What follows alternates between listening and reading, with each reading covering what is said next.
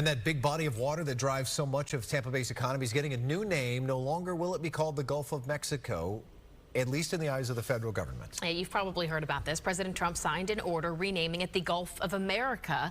And Fox 13's Kaylee Tracy shows us why and how that name change will actually take effect.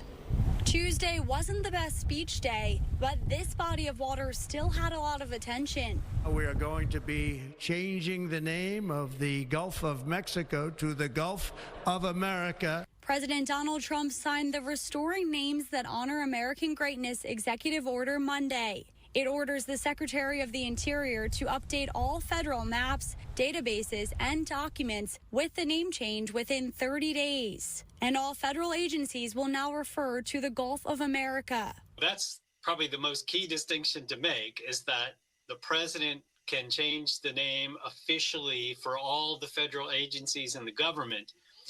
He does not have the authority to change the name for everybody in the world, for Mexico or anywhere else. President Trump says the name change reflects the Gulf's critical importance to the nation's economy, including crude oil production, fisheries, and billions in tourism dollars, especially along the Gulf Coast in Florida. It's an economic boom for the United States down there, and certainly I think that's probably why he wants to go ahead and rename that particular body of water to reflect the fact that the American priorities and that we derive a lot of economic benefit from the area.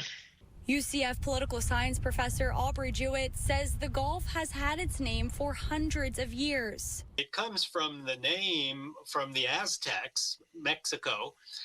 And so that was the original name, of the inhabitants of Mexico City. And thus, that was the name that was given. He says different countries that have been in control of Florida have given it different names, but it has been the Gulf of Mexico the longest. Jewett says time will tell whether this latest name change catches on. On the one hand, what's in a name? But on another hand, it might be confusing to people for a while. Kaylee Tracy, Fox 13 News. Governor DeSantis used the new name today in his executive order declaring a state of emergency due to the winter storm. It makes Florida the first state to officially refer to the Gulf of America. Coming up.